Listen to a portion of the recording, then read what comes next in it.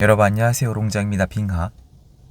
요즘 날씨가 정말 빠르게 무섭게 변하고 있습니다. 차가웠다가 뜨거웠다가 눈 오다가 비 오다가 막 이러는데요. 오늘 좀 지방으로 이동 중에 휴게소에서 말씀드리고 싶은 내용이 있어서 영상을 준비하고 있는데, 이 휴게소가 음악 소리가 바람에 따라서 막 커졌다 작아졌다 이래요. 지금 신기한데 저도 혹시나 음악 소리가 조금 들어가도 양해 좀 부탁드리겠습니다.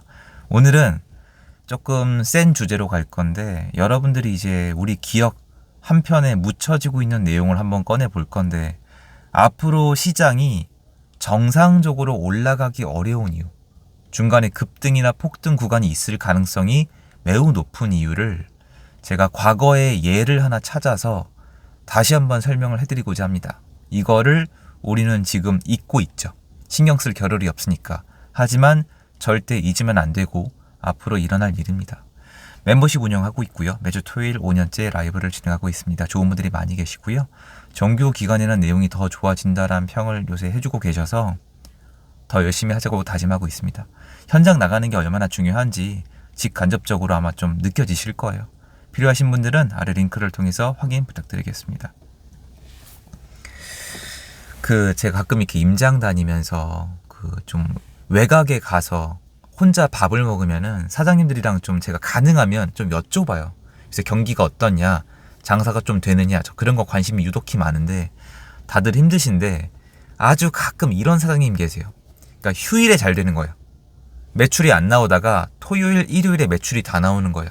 그럼 그런 사장님들이 가끔 농담 삼아서 뭐라고 말씀하시냐면은 주말만 있었으면 좋겠다. 그러니까 월화수목 금토일이 아니라 토일이었으면 좋겠다는 말씀을 하세요. 너무 이해되고, 그럼 좋죠. 장사 잘 되시면은 다 잘 먹고 잘 살 수 있으면 다 좋잖아요. 웃을 일만 있고. 하지만 만약에 이 사회에 주말만 있으면 어떻게 될까요? 주말만 있으면 두 가지 일이 일어나요. 자, 첫 번째, 내일부터 갑자기 평일이 없어요. 일을 안 해요. 맨날 주말이에요. 그러면 첫 번째, 일정 기간 동안 사장님만 매출이 늘어날 거예요. 손님이 많이 오겠죠. 거기는 관광지니까. 그런데 두 번째, 장기적으로 어떻게 될까요? 장기적으로 사람들이 돈을 못 버니까 식당에 못 오겠죠. 단기적으로는 굉장히 좋지만 장기적으로는 다 죽자는 거예요. 어디서 많이 들어보셨잖아요. 우리가 지금 이런 일을 앞전에 두고 못 보고 있는 게 있어요. 여러분, 서울에 아파트가 왜 이렇게 부족할까요? 서울의 아파트 부족에 대해서 한국은 늘 그 당시의 정권 탓을 해요. 특히 정권 탓 중에서 국토부 장관이랑 대통령 탓을 하거든요. 근데 요거는 제가 댓글을 어느 정도 각오를 할게요. 저는 서울에 지금 아파트가 부족한 이유 중에 가장 큰 이유를 차지하는 분은 고 박원순 서울시장님이라고 생각을 해요. 왜냐면 박원순 서울시장님은요, 서울은 땅이 부족해서 정비사업을 할 수밖에 없는데 정비사업을 진짜 싫어하셨어요. 정비사업이 아니라 그림 같은 거 그려서 그림 사업에 돈 엄청 쓰셨는데 그 얘기는 안 할게요. 예. 근데 아파트 만들어지는 걸 싫어하셨고, 심지어 지난 문재인 정권 때 또는 노무현 정권 때 나왔던 거기 실무진의 책에는 아파트로 바뀌면 지역이 빌라에서 아파트가 되면은 사람들의 정치 성향이 좌에서 우로 변한다는 얘기를 직접 해놨어요. 그럼 여러모로 싫겠죠. 무슨 말이냐면 박원순 서울시장님은 아주 옛날에 계시던 분이지만 부동산은 시간차가 있어요. 어떤 프로그램을 만들거나 시스템을 돌리면 일정 기간 동안은 본인이 원하는 그림이 나오겠지만 장기적으로 보면 제일 중요한 건 수급이에요. 아까 식당 사장님, 주말만 있으면 당장은 좋겠지만 장기적으로 어떻게 된다? 본질적인 수급에 따라서 세상은 돌아가게 돼 있다. 이게 포인트입니다.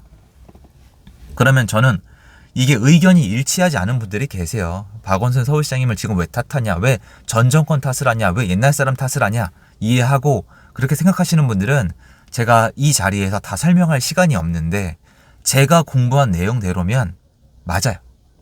왜냐면 서울을 10년 동안 아파트가 못 지어지게 만들어놨기 때문에 그 다음 10년 이상은 공급이 부족한데 그 다음 10년 동안 공급이 부족할 때 가격이 올라가니까 해당 정권들도 눈치를 보다가 공급을 못하고 있어요. 근데 문제가 앞으로 일어날 일인데요. 저는 박원순 서울시장님처럼 아주 독특한 세상을 보는 눈을 가진 분이 원희룡 전 국토부 장관님이라고 생각을 해요. 원희룡 전 국토부 장관님은 역대 모든 장관들과 대통령들조차도 못한 일 하나를 해내셨어요. 뭐냐면은 이거를 도대체 어떻게 해내신 건지 모르겠는데, 만약에 제가 그분이라면, 당연히 그렇게 제가 수재고 이렇게 잘 나가는 분은 아니지만 불가능하겠지만, 제가 그분이라면 저는 못했을 거예요. 무서워서 절대 못했을 거예요. 뭘 하셨냐면은 빌라 시장을 파괴하셨어요. 많은 분들이 이 생각을 하세요. 경기가 안 좋고 지금처럼 내수 경기가 안 좋으면은 빌라를 원래 안 짓는다라고 생각하시는데, 저는 시행을 하는 입장이고 제 선배 업자분들을 정말 여러 차례 제가 노력을 해서 자리도 구하고 많이 조언을 구했는데, 아무리가 경기가 안 좋아도요, 빌라는 원래 지어요. 빌라는 원래 지어요. 근데 지금 못 지어요. 지금 빌라를 서울 기준으로 얼마나 짓고 있냐면 평균 대비 10분의 1. 이것도 아니고요. 거의 20분의 1을 짓고 있어요. 경기가 단순히 안 좋다고 빌라를 평년 대비 10분의 1, 20분의 1을 짓는 게 여러분 딱 들어보셨을 때 정상이라고 생각하세요? 여러분이 월급이 10분의 1로 줄은 거랑 똑같아요. 거의 개념으로 따지면. 그러니까 빌라 업자분들은 다른 일 하고 계세요. 지금 다른 몸 쓰는 일 하고 계시거든요. 그럼 왜 그러냐? 전세 사기 때문이에요. 그럼 이 본질적인 얘기를 해야 되는데 이 본질적인 얘기를 사람들이 못해요. 원희룡 장관님이 쓰신 방법이 이거예요. 뭐냐? 전세란 단어를 성역화시킨 거예요. 이게 정권 좌우중에 어디가 많이 쓰는 건지 아시죠? 참 독특한 분인데, 전세가 부동산 시장에 하는 역할을 얘기하게 되면은 저는 보시는 여러분이 벌써 저 사기꾼 새끼, 저 새끼 또 저거 딱 이러신단 말이에요. 한동안 말을 못 꺼냈어요. 제가 해봤는데 안 돼요. 안 통해요. 그러니까 임대인은 범죄자고 전세는 사기고, 지금도 전세 사기 피해자가 너무 많아요. 셀 수가 없거든요. 그러니까 함부로 말을 못 꺼내는데 피해자분들 면담을 수차례 해본 결과, 여러분 이건 댓글 좀 부탁드릴게요. 사기를 당한 피해자분들이 원하는 건 보증금을 돌려받는 건데, 원희룡 장관님이 전세 사기란 테마를 가지고 빌라 시장을 뒤집어 엎어서 전세 사기를 테마화시켜서 인기를 얻는 목적으로 전국에 뿌렸지만, 그래서 법을 바꿨다고 하지만, 그래서 피해자분들이 구제를 얼마나 받으셨죠? 아니에요. 별거 없어요. 전세 사기 특별법 그거 소용 별로 없단 말이에요. 전세는 원래 시장이 하는 역할이 있어요. 뭐냐면은 공급을 도와줍니다. 왜냐? 말이 전세죠. 유동성이란 말이에요. 부동산 시장은 목돈이 아니면 가치가 없어요. 목돈이 아닌데 가치가 있으려면 대출이 풀려야 돼요. 무슨 말인지 설명을 해드릴게요. 부동산 자체가 그렇게 생겨먹었어요, 여러분. 부동산은 여러분이 한국에 들어오셨어요. 해외에 있다가 한국에 들어오셨어요. 그럼 당장 살 집 필요하죠. 당장 필요하잖아요. 집이 먼저고 그 다음에 지불을 해야 돼요. 자, 한국에 들어오셨는데 집이 없어요. 먼저 지불을 하고 나중에 집이 생기는 게 말이 돼요. 집 짓는데 아파트 2년 3년 요새 4년 넘게 걸려요. 그럼 그동안 길바닥에 사실 거예요. 집이 먼저 있고 그리고 갚아 나가야 되는 거잖아요. 목돈이 먼저 투입이 돼서 집을 만들고 나서 갚아 나가는 게 원래 아파트의 구조예요.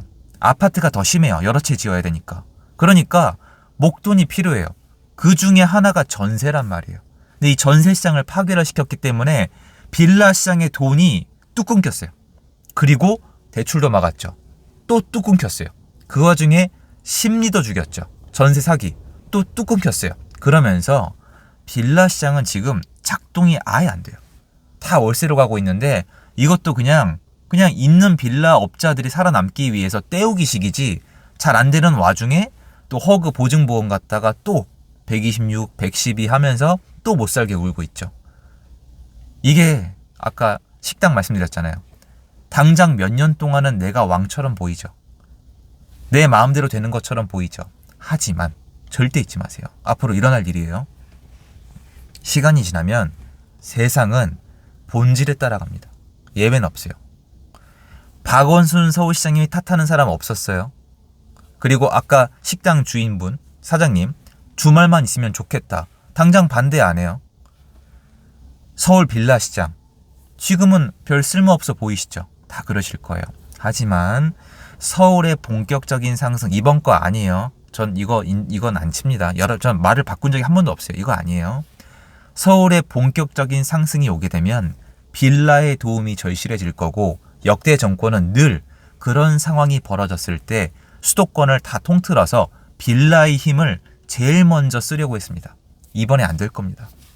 왜냐? 빌라 시장 자체를 죽여놨으니까. 일정 기간 동안에는 좋죠.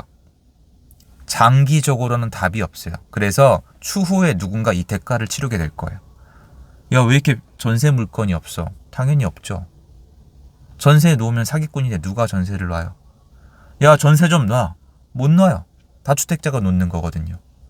야, 그러면 너 좀 빌라를 새로 지어. 못 지어요. 다 망했거든요.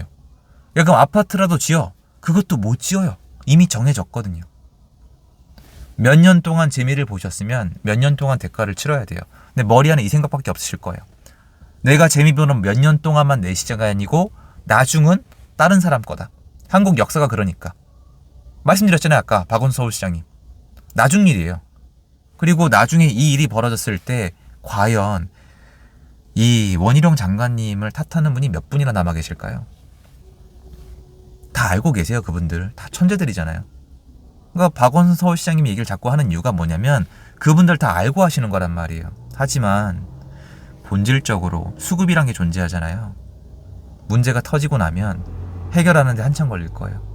그러면 서울의 빌라가 하던 역할이 뭔지 공부를 해봐야 될 거고, 그게 한동안 부재가 되겠죠. 수도권도 마찬가지인데 좀 덜 하겠죠, 그나마. 심각할 거예요. 이게 앞으로 일어날 일이고, 또 국민들은 엉뚱한 사람을 탓할 거예요. 물론 현재 핸들을 잡고 있는 사람도 욕을 먹어야죠. 하지만 본질적인 문제를 알게 되면은 그 해결이 얼마나 어려운지, 해결이 얼마나 오래 걸릴 수밖에 없는지를 알아야 되는데, 그게 또 설명이 빠져나갈 거예요. 여러분들 알고 계셔야죠. 앞으로 한국에, 특히 서울부터 공급 부족이 터지기 시작하면은 그 해결은 과거에 비해서 더욱 힘들어요. 해결하고 싶으면 정부는 또 몇 년간 재미를 보기 위해서, 제 말을 들으셔야 돼요. 대출을 중단시키셔야 돼요. 말씀은 드릴 수 있으니까. 근데 요새 대출을 잘 못 막으시더라고요. 토호제를 또 묶으시고 갈팡질팡 하시는데 참 암담합니다. 앞으로 펼칠 일이. 폭락한다 이런 암담을 말씀드리는 거 아닌 거 아시죠? 전혀 그런 거 아니고요. 과연 어떻게 해결하려고 하시는지 걱정입니다. 본질적인 시장으로 가면요. 규제 안 먹혀요. 지난 정권처럼. 그거 말씀드리고 싶어서 영상 준비해봤고요. 오늘도 가서 파이팅 해보도록 하겠습니다. 지금 이렇게 날이 좋아 보이는데 눈보라 치고 난리도 아닙니다. 정말 변화무쌍한데요. 열심히 하겠습니다, 여러분. 같이 함께 해주셔서 너무 감사드리고 살아남아서 우리가 원하는 것들을 얻어냅시다. 제가 함께 하겠습니다. 좋은 하루 되세요. 감사합니다.